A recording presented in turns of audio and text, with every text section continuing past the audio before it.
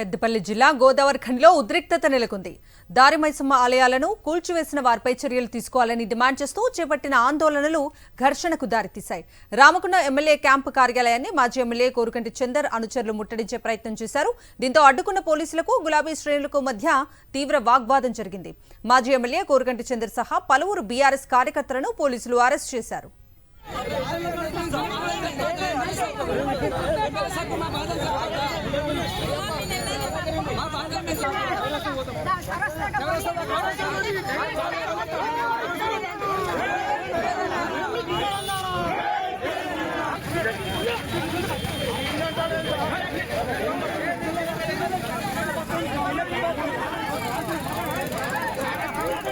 ఇదే అంశానికి సంబంధించి పూర్తి డీటెయిల్స్ మా ప్రతినిధి రమణని అడిగి తెలుసుకుందాం.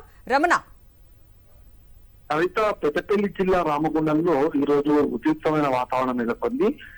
ఎమ్మెల్యే రాజ్ ఠాకూర్ క్యాంప్ కార్యాలయాన్ని ముట్టడించే క్రమంలో మాజీ ఎమ్మెల్యే కోరుకంటి చందర్ తో పాటుగా బీఆర్ఎస్ శ్రేణులను పోలీసులు అడ్డుకునే ప్రయత్నం చేశారు. అయితే పోలీసులను ఛేదించి క్యాంప్ కార్యాలయంలోకి వెళ్లే క్రమంలో ఇద్దరికి మధ్యలో పోలీసులతో వేరే బీఆర్ఎస్ శ్రేణులకు మధ్యలో కొంత ఘర్షణ వాతావరణం నెలకొంది. దీంతో ఉద్రిక్తమైన పరిస్థితి నెలకొంది. ముఖ్యంగా గత కొద్ది రోజులుగా గోదావరిఖనిలో దారి మైసమ్మ ఆలయాలను, చిన్న చిన్న ఆలయాలన్నింటినీ తొలగించడం వెనుక మొత్తంగా ఇక్కడ అధికార పార్టీ ఉంది అనేది బీఆర్ఎస్ ఆరోపణ. ఈ నేపథ్యంలో అధికారులపైన చర్యలు తీసుకోవాలని డిమాండ్ తో పాటుగా మరొకవైపు సింగరేణికి సంబంధించే దుకాణ సముదాయాల్లో గోదావరిఖని చౌరస్తాలో అక్కడ ఉన్న చిన్న చిన్న కార్మికులకు, అదేవిధంగా దుకాణాలు నడుపుకుంటా వారికి అవకాశం కల్పించాలనే డిమాండ్ తోని ఈ నిరసన కార్యక్రమం చేపట్టారు.